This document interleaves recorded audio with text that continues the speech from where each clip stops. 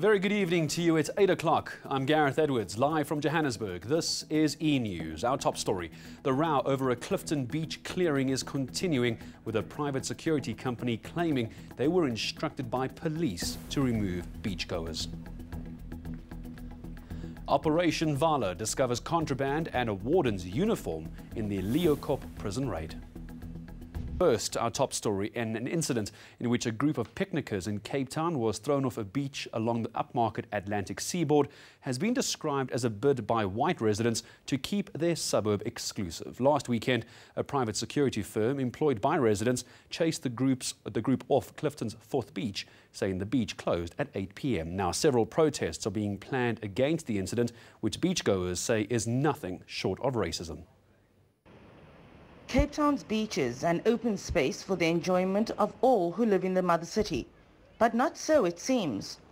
A group of beachgoers carrying out a 6-year-long tradition of picnicking at sunset on 4th Beach were instructed to leave by members of the private security firm Professional Protective Services, or PPA. Among them, Cape Town ANC Western Cape spokesperson Faiz Jacobs. He says he and his family were told the beach was closing at 8 p.m. It's angered fellow beachgoers. All the entries of the 4th beach in Clifton, you would find that there's each point there is a security guard sitting there and looking at people. And of course, you can tell they are given instruction as to what type of people are allowed there, what kind of clothes are they wearing, how many are they, and then where they come from. And this, for me, we thought that, look, this is, in fact, a classification and profiling of black people. It's wrong. It's illegal. The city says it has no contract with the security company, which does not have the authority to enforce bylaws. The city is urging those affected by the conduct of PPA staff to lay a charge with police or complain to the Private Security Industry Regulatory Authority. But the company's legal representative tells a different story. The car that came on the evening when the incident happened, what he did is he went there and he went to the beachgoers and he said, listen here, there was an incident on the beach earlier today. Your safety is at risk. The beach was closed by the city of Cape Town earlier. He didn't say at any stage that we are closing the beach. I'm telling you to leave or pack up their things and go. PPA denies the incident is race-related. It claims its employees were assisting law enforcement after 2 girls were raped. Police say no incidents of rape were reported. Well, the City of Cape Town says it will lay charges with the private security regulator and also against the Camps Bay SAPS. The city says it was not aware the security company had closed the beach. We're going to be laying a complaint with the industry regulatory body. And we've also lodged a complaint with Camps Bay SAPS this morning on what has actually been happening on the beach. Well, what we want to do is we first want to lay a complaint against them in terms of the code of conduct, which they have to adhere to as a registered security company. And also we want to encourage people who claim that they were intimidated on the night in question to go and lay charges against the SAPS. And we'll be looking at laying fraud charges for the misrepresentations they've made. It's been a bloody Christmas in Valhalla Park on the Cape Flats. On Christmas Eve, 2 young children were killed in a drive-by shooting. A man was also shot and killed. One of the murdered children is a 3-year-old whose mother doesn't know about his death, as she is still recovering in hospital. 7 others were shot and wounded that night. Nadine Tehran reports. 6-year-old Leslie Ann Klaasen never got to wear her special Christmas outfit. She was murdered on Christmas Eve. Her mother, Andred, says they were on their way home from her sister-in-law in Valhalla Park when shots were fired. Ek het teruggedraai, gaan sy winkel toe wat ek uitkom, toe hoor ek die skote, toe soek ek my kind en ek het gehad op wat ek kry nie die kind nie. En toe trek ek my kop wat die mense lê, die lyke nou lê, toe sien ek hulle my kind. Klaasen couldn't look at her daughter's body. Ek het gevoel ek kan myself doodmaak. She recalls the joy of celebrating her 25th birthday with her daughter the day before. Voor ek aankom, sy sê vir my mami, maak toe mami se oë, ek maak my oë toe. Nou sê sy maak mami se oë, nou sien ek, nou kom ek in. Sy lag. Kooi is opgemaak, ja, hy is uitgevee, die PM is uitgegooi. Die next dag gaan ek na my skoonma, my pa se ma toe. Sy het die wasgoed afgehaal vir hulle. Sy was pragtig, ek weet nie. Residents of the area, including Bishop Leyvers, Bontehevel and Nooitgedacht, have protested against gang violence in front of the cluster police station. Here we have over 150,000 gang members in the Western Cape alone who are under arms. As far as we are concerned, they represent a direct threat to the national security interests of the Republic of South Africa. These gangs must be declared terrorist formations and they must be permanently locked down as terrorists. Community members fear what will happen on New Year's Eve if there is no urgent intervention. Detectives and the police's anti-gang unit just arrested 3 suspects in the Christmas Eve murders. Nadine Turon, Bishop Leyvers. Well, the death toll from drownings in Port Elizabeth now stands at 5. The bodies of a 10-year-old boy and his father were found this week after they went missing during a fishing trip. This as the SAPS and Metro Police are out in full force on the beaches around the country, ensuring that everyone is having fun but within the bounds of the law. Sandy McCowan hit the beach. Hundreds of holiday makers are flocking to Port Elizabeth beaches during the festive season. The SAPS and Metro Police are stepping up beach patrols, clamping down on lawbreakers. So the top 2 is the drinking on our beaches, which we said we know it's zero tolerance. And then we've also got open fires that people are still making where they're not supposed to. Lifeguards are also out in full force, with the Metro having hired 60 more rescuers for the holidays. But 5 people drowned in the bay in the past week, including a father and his 10-year-old son.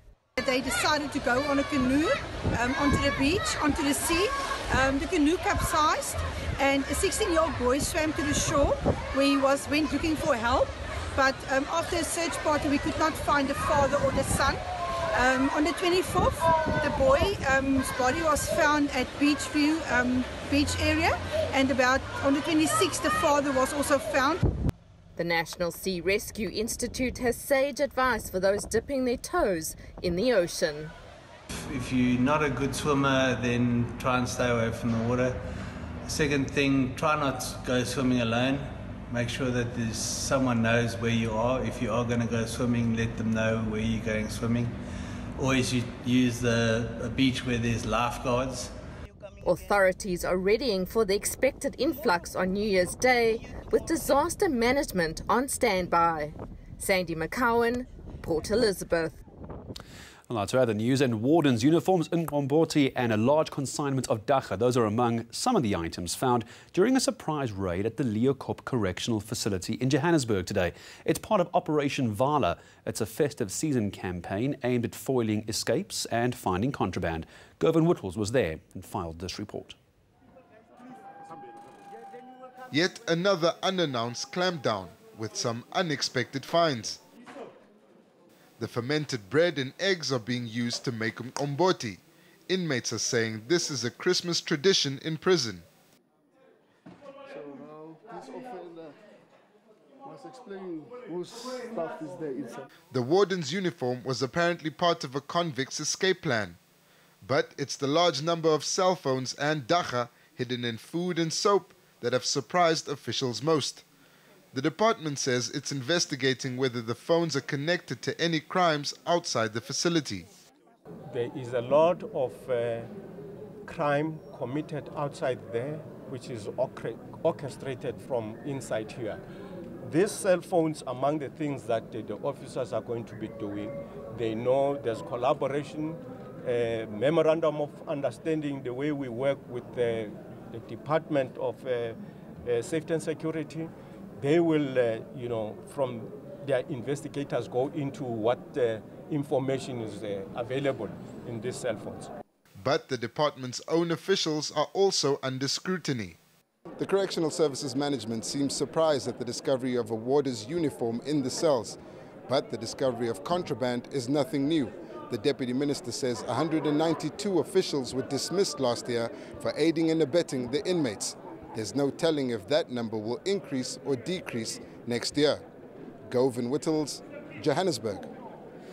Well, if a broken dam wall at the Benoni Lake on the East Rand isn't fixed, there could be loss of life. That's according to Ekurhuleni Mayor Mzwandile Masina. He's revealed it will also cost millions to repair. Masina says the project will take at least 4 months to complete. Bunyan Road and the adjacent N12 highway off-ramp near the dam will remain closed to motorists until it's declared safe. This is quite an expensive exercise, but it has to be done because there are a lot of human lives that could potentially be lost here if we don't do the work that we've done so far. So we are unable at this point to quantify in rand and cents terms how much we've been able to spend from the high volume of diesel that we are spending to the personnel. There's over 100 people that are working here on a 24-hour basis. Well, stay with us here on eNews. Coming up in just a short while, we're going to be going live to my colleague Clifton. He's at the annual Amcor Dam Festival. We'll tell you all about that when we come back.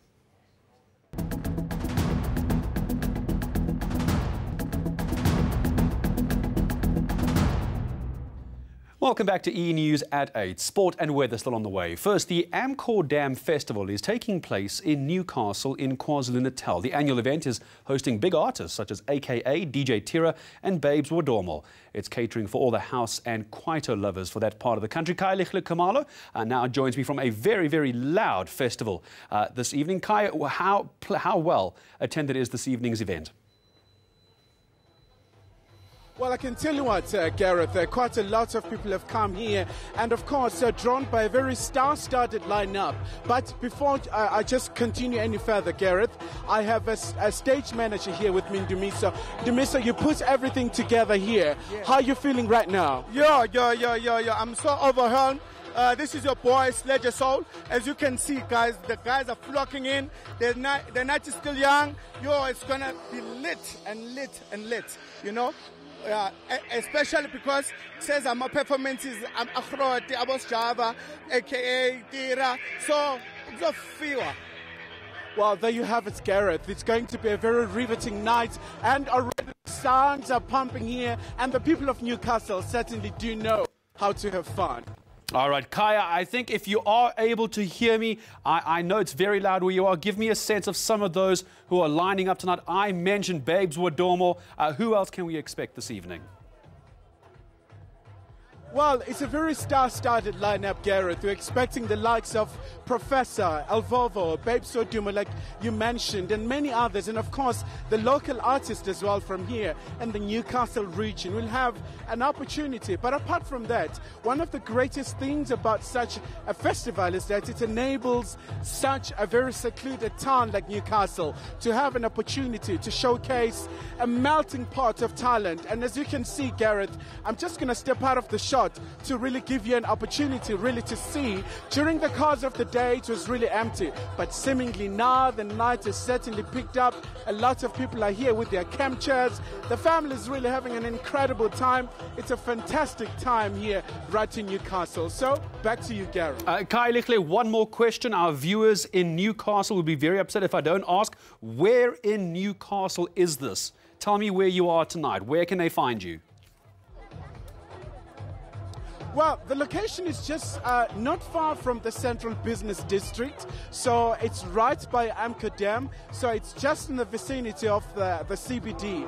And I spoke to the organizers. They're saying there are some still few tickets left, so you can get some right here by the gate, so really don't waste any time. So if you're right in the neighborhood, it's time really to come and have an incredible time. So even myself, Gareth, I'll try really to seize the moment. All the most awesome tunes are really blaring out now. If you make your way there, you can find my colleague Kai Kamalo live from the Amcor Dam Festival taking place tonight. It's down there in Newcastle. If you're in that part of the country, as you heard, a few more tickets still available. Let's take you to news now from further afield. We begin in the DRC. The Congo Bishops' Conference has condemned the postponement of presidential elections in 3 of the country's cities. The Electoral Commission cited an outbreak of Ebola and ethnic violence in Beni, Butembo and Yumbi as the reasons behind its decision.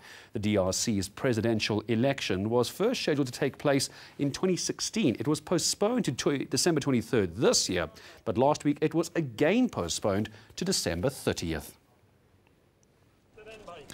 More than 10,000 opposition activists have been arrested ahead of a crucial election in Bangladesh. That country's population heading to the polls on the 30th of December.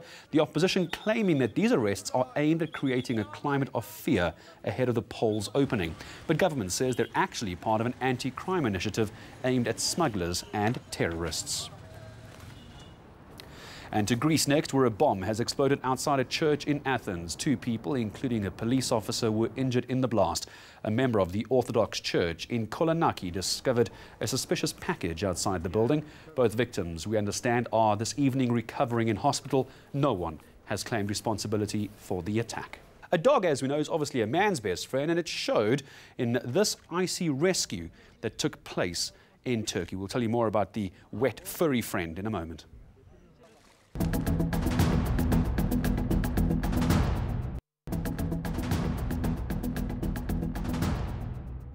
After another scorching hot day across the interior, we'll see a change in the weather on Friday, with cloudy weather and rain moving in along the KwaZulu-Natal coast overnight and a gusting southwesterly wind. You'll see the cold front heading out into the Indian Ocean, and it's followed by a ridging high, which results in much cooler weather over the southeastern and eastern parts. It also brings in cloud with scattered thunderstorms over the northeastern and eastern part of South Africa, but we're expecting sunny and warmer weather in the west. 33 degrees as we head towards Dar, with a high of 36 for Passersburg and Kimberley, both partly cloudy with a cooler day. 3 and 29 for Sutherland with a fine and dry day. 29 for Cape Town as well with a fine and dry Friday. You'll see most highs in the low 30s over the Western Cape interior, partly cloudy at 23 for Muscle Bay and George. Cloudy conditions also move in over the Eastern Cape with a chance of morning rain for Port Elizabeth and East London. You'll see cooler temperatures here as well as into KwaZulu-Natal, where highs head into the low 20s over the interior with the possibility of rainfall and a high of 25 along the coast. Cloudy with scattered thunderstorms throughout Mpumalanga and a much cooler day. 21 for Emakazeni and Ermelo with highs in the mid-20s over the western part of the province. Cloud moves in over Limpopo with showers and thundershowers on Friday. Polokwane and Zanin at 28. Isolated to scattered thundershowers are forecast for northwest with a cooler day here. 33 as we head towards Mahikeng. The Free State can also finally expect thundershowers. Bloemfontein at 35. Harry Smith with a much cooler day at 22 degrees. A few degrees cooler for Gauteng with those heatwave conditions finally ended, and around 30 degrees in the afternoon with up to a 60% chance of thunderstorms. Cooling continues as we head towards the weekend. 22 and 24 for Johannesburg and Pretoria with scattered thundershowers. You'll see thundershowers over the northern part of South Africa, but with a sunny and hot day over the western and southern parts. By Sunday, George can expect a bit of rain at 26 with thunderstorms for most weather stations across South Africa and a warm to hot afternoon. That's all from the Weather Centre. Have a great night. And finally, a police diver has jumped into a frozen lake in Turkey to rescue a puppy stuck in the ice. This video released by the municipality in that part of Turkey shows the diver, Burak Akten, breaking the ice with his arm and then jumping in to rescue the distressed pup. She was wrapped in towels and then taken to a veterinary clinic after receiving CPR. So not to panic if you see those visuals. She was being treated for hypothermia and is expected to recover fully. Man's best friend indeed. Now, let's remind you of our top stories this evening. The row over a Clifton beach clearing is continuing, with a private security company claiming they were instructed by police to remove the beachgoers. And Operation Valor discovers contraband and a warden's uniform in Leeuwkop's prison raid today. My thanks to the team behind the scenes. We'll see you tomorrow night. Goodbye.